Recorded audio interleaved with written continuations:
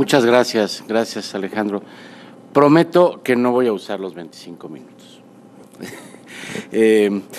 Y bueno, lo hago, en fin, en primer lugar porque la hora y demás, y iniciaría yo, además de agradecer al colegio y a la comisión en particular nuevamente la invitación, señalando, bueno, dos cosas que son evidentes.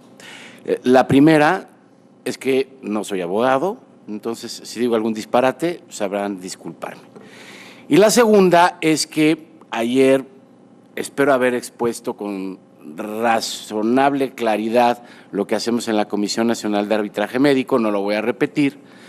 Entonces lo que decidí es charlar con ustedes un poco sobre el tema en general de mecanismos alternativos de solución de controversias en México, empezando por compartir con ustedes un poco de la doctrina que está detrás de lo que se está haciendo y cómo esta doctrina se ha venido de alguna manera positivizando en el derecho en nuestro país. Entonces, bueno, partimos de lo que es obvio, y lo que es obvio es que estamos hablando de resolución de controversias o de conflictos. Y la verdad, cuando uno lo reflexiona, simplemente un conflicto se presenta cuando una de las partes percibe que la otra le ha afectado de manera negativa o está a punto de hacerlo, ¿no? En alguna de sus intereses o en alguno de sus componentes. O sea, hay dos elementos que son muy importantes: percepción e intereses. Y voy a regresar a eso al final de la intervención.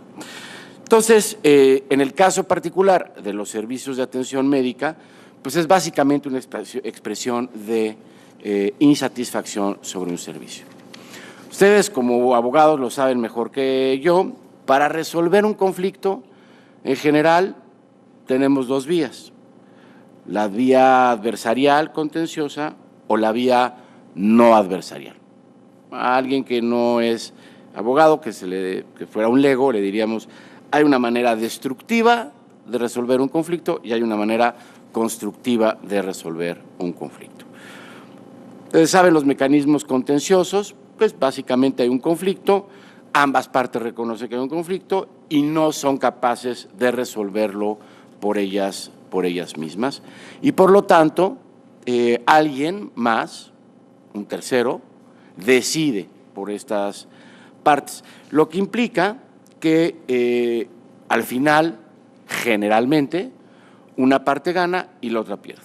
Es decir, es una solución de todo o nada. Y esta resolución que pone fin a esta controversia, pues está basada en la ley o en algún precedente, que puede ser alguna tesis jurisprudencial, y no necesariamente en la satisfacción de los intereses de las partes en conflicto.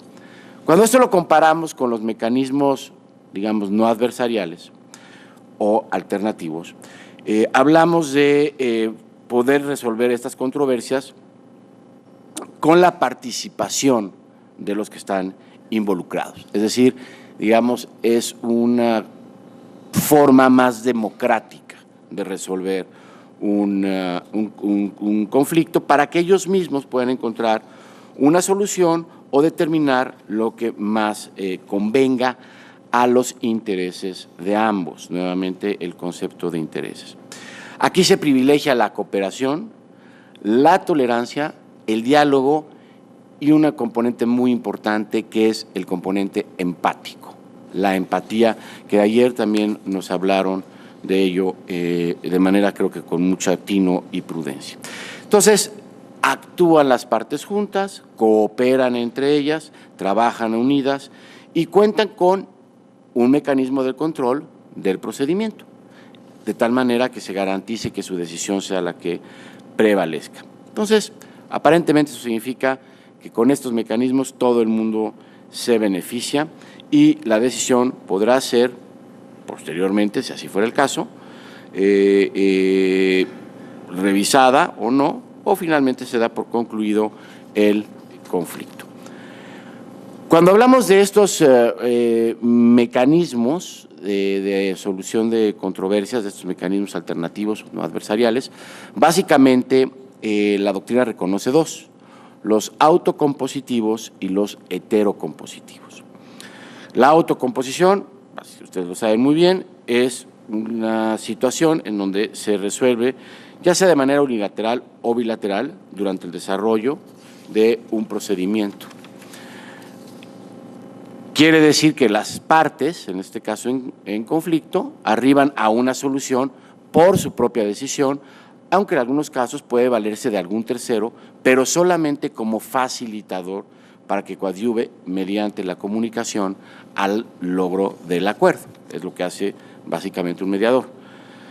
Los clásicos mecanismos autocompositivos, por ejemplo, los unilaterales, son el desistimiento, el perdón del ofendido, el allanamiento entendido como una conducta que implica el sometimiento por parte del demandado a las pretensiones de quien acciona, o también pueden ser autocompositivos bilaterales, como la negociación, la mediación, la conciliación, entre los más importantes.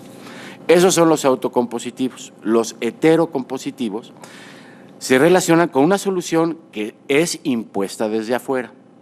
Es la intervención de una autoridad que el Estado ha institucionalizado para dar una solución a una controversia, siguiendo un proceso y dando oportunidad a la defensa de quienes se vean involucrados.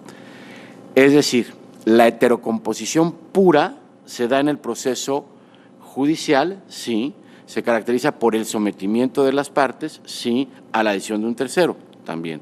El Estado interviene y actúa por medio de instancias creadas para ello, mediante procedimientos previamente establecidos y llegando a una decisión que ponga fin a la disputa. Voy a regresar a este tema un poquito más adelante para identificar por qué el arbitraje, a pesar de ser un mecanismo heterocompositivo, puede considerarse un mecanismo alternativo para la solución de controversias. ¿Cómo se ha positivizado esto en el derecho mexicano? Es muy interesante. Recordarán ustedes, bueno, no tienen por qué recordarlo, pero se lo recuerdo yo, que la Comisión Nacional de Arbitraje Médico fue creada mediante decreto presidencial, decreto ejecutivo, en el año 1996. Ahora bien, los mecanismos alternativos de solución de controversias aparecen por primera vez en la Constitución Política de los Estados Unidos Mexicanos, es decir, es elevada a rango constitucional en el año 2008, con una doble intención, como está expresado en la iniciativa, agilizar el desempeño de los tribunales y que idealmente la instancia penal sea la última a la que se recurra. ¿Cómo se hizo esto? Se modificó, se reformó el artículo 17 de la Constitución mexicana en su cuarto párrafo, en donde se establecen estos mecanismos de solución de controversias como una garantía de la población para el acceso a una justicia pronta y expedita. De hecho, literalmente dice, las leyes proveerán mecanismos alternativos de solución de controversias. En la materia penal regularán su aplicación, asegurarán la reparación del daño y establecerán los casos en los que se requerirá supervisión judicial. Entonces, estos mecanismos, según como se expresó en la iniciativa, tienen como finalidad propiciar a través del diálogo, solucionar las controversias que surgen entre los miembros de una sociedad, de una comunidad. Se identifican de manera distinta dentro de la iniciativa en cuanto a sus denominaciones, formas, materias de aplicación y en algunos casos hasta en sus efectos. Se utilizan para resolución de conflictos y en el caso de la negociación, la mediación y la conciliación pueden servir inclusive para evitar la realización propiamente de un conflicto. Pueden ser utilizados para resolver diferencias, como hemos dicho, de forma amigable, flexible y sin la necesidad de recurrir a métodos estrictamente adversariales. Regreso al caso del arbitraje. Si bien tiene elementos de tipo adversarial, se le considera, estrictamente hablando, como un mecanismo alternativo de solución de controversias de característica heterocompositivo. ¿Qué es lo que, por qué se define como heterocompositivo, mecanismo alternativo de solución de controversias heterocompositivo? La razón para clasificarlo de esa manera es porque el sometimiento es voluntario. Y esto es muy importante porque una de las críticas que internamente nos hacen en la Comisión Nacional, en México, a la Comisión Nacional de Arbitraje Médico, es por qué nuestros procesos son voluntarios. Porque si no fueran voluntarios, dejarían de ser mecanismos alternativos de solución de controversias. Esa es la respuesta. Entonces, por eso el arbitraje es, en la medida en cuanto voluntario, es un mecanismo alternativo para la solución de controversias y, de hecho, al final de cuentas, eventualmente, las propias partes pueden designar al árbitro para que éste sea quien resuelva la controversia mediante la emisión de un laudo. ¿Cómo se ha ido decantando esto ya a nivel de legislaturas locales? Por ejemplo, el caso del Estado de Nuevo León. El Estado de Nuevo León es uno de los estados más ricos de México, está ubicado en el norte, prácticamente en la frontera con Estados Unidos, y ellos ya tienen elaborada y promulgada una ley de métodos alternativos de solución de conflictos y los define como los procedimientos distintos a la justicia ordinaria que permiten prevenir, abordar y solucionar controversias de manera voluntaria y colaborativa. De esta manera, nuevamente se exalta la característica de la voluntariedad en los mecanismos alternativos de solución de controversias. El segundo caso es el caso de la Ciudad de México, que ya ha promulgado una ley que le llamaron ellos de justicia alternativa por parte del Tribunal Superior de Justicia del Distrito Federal, hoy Ciudad de México, que, por ejemplo, en su artículo primero señala: las disposiciones contenidas en la presente ley son de orden público, interés general y observancia obligatoria en el Distrito Federal y tienen como propósito reglamentar el párrafo cuarto del artículo 17 y el párrafo sexto del artículo 18, que son las reformas de 2008 a la Constitución Política de los Estados Mexicanos, y regular la mediación como método de gestión de conflictos para la solución de controversias entre particulares cuando éstas recaigan sobre derechos de los cuales pueden aquellos disponer libremente sin afectar el orden público, basado en la autocomposición asistida. Entonces retoman todos estos elementos doctrinarios. Por ejemplo, el artículo 6 señala que la mediación es independiente a la jurisdicción ordinaria y tiene como propósito auxiliarla. Los jueces en materia civil, familiar, penal y de justicia para adolescentes deberán hacer saber a las partes la existencia de la mediación como forma alternativa de solución en los términos de esta ley. El Ministerio Público estará facultado para informar sobre las peculiaridades de la mediación antes de iniciar denuncia o querella y orientar a los particulares en cuanto a las ventajas. Y finalmente, el artículo 8 de esta ley señala que los principios rectores del servicio de mediación son voluntariedad, confidencialidad, flexibilidad, neutralidad, imparcialidad, equidad, legalidad y economía. Bueno, estos creo que son avances importantes, pero como ya mencionaba yo, la aplicación en el campo de los servicios de atención médica pues empezó a operar desde el año 96 a través de la Comisión Nacional de Arbitraje Médico y también desde hace muchos años en otros lados, sobre todo en materia laboral. Tradicionalmente en México han existido las juntas federales de conciliación y arbitraje y las juntas locales. Sin embargo, esto empieza a cobrar más visibilidad al respecto.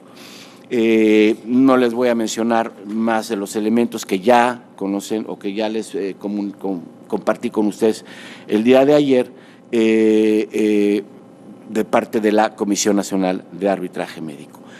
Lo más reciente que ha sucedió este año, el 5 de febrero de este año, se promulgó una nueva reforma a la Constitución de los Estados Unidos mexicanos, particularmente al artículo 33. El artículo 33 de la Constitución mexicana es el artículo que define las facultades del Poder Legislativo.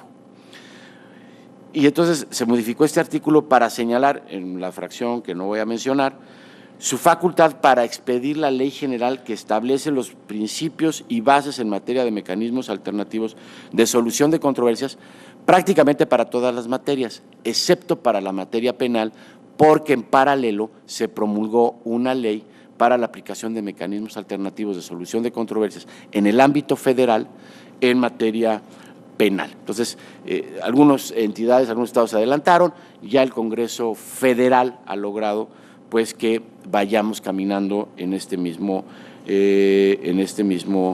sentido. Entonces, en materia penal ya está expedida y falta que se expida básicamente en materia civil y en algunas otras materias, ¿no? Nosotros entonces lo que hacemos básicamente es caracterizar a nuestros mecanismos y lo que nos ha dado mucho gusto es que esto se ha venido evolucionando en el propio derecho y el reconocimiento a nivel constitucional de los mecanismos que no suponen el desplazamiento ni la eliminación de la vía jurisdiccional, al contrario, la complementa y la labor se realiza de una manera en que los mecanismos puedan de alguna manera contribuir, quizás sí, a la impartición de justicia. No estoy muy seguro, pero lo que sí estoy muy seguro es que contribuyen a una solución pacífica de las controversias. Ya se reconoce claramente en la ley la posibilidad de estos mecanismos a través de negociación, mediación, conciliación e incluso el arbitraje.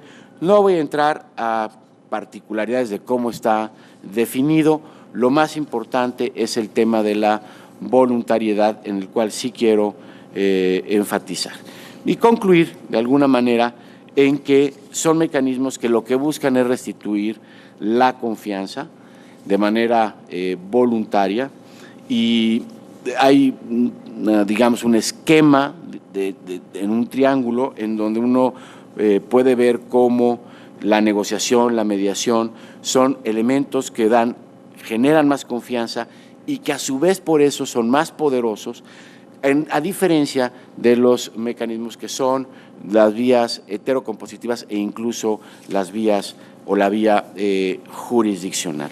Tal suerte que desde nuestra óptica sí, los mecanismos como van positivizándose van a contribuir a una justicia pronta y expedita, pero sobre todo contribuyen a reforzar la democracia y la solución pacífica de los conflictos. Y como lo prometí, no tomé los 25 minutos. Más o menos.